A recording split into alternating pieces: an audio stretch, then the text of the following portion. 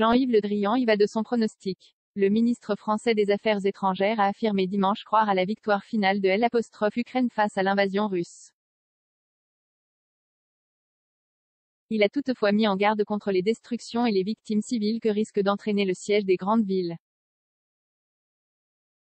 Depuis 10 jours, ce qui a été le plus marquant c'est la forte capacité de résistance de l'Ukraine, à un point que les experts n'imaginaient pas, a-t-il expliqué sur France 5.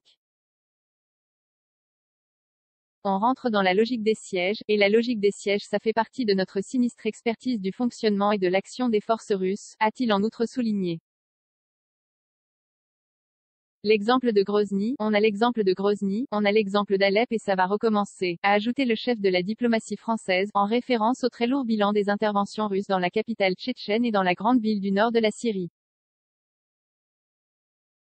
Je pense que ce qu'on découvrira à Mariupol quand la guerre sera finie, ce sera horrible, il y a Odessa et puis il y a Kiev.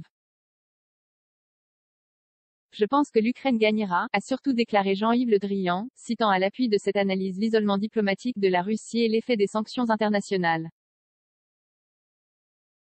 Nous avons pris des trains de sanctions considérables, dont les effets sont en train d'être lourds et seront à mon avis de plus en plus lourds, ce qui fait que le prix à payer pour la guerre va devenir insupportable et qu'à un moment donné le président Poutine va être confronté au choix d'avoir des effets majeurs sur le fonctionnement de la Russie ou d'ouvrir des négociations.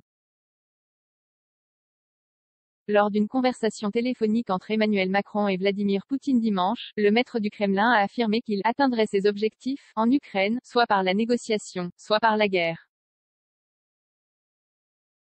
Il a par contre nié s'en prendre aux civils, selon la présidence française.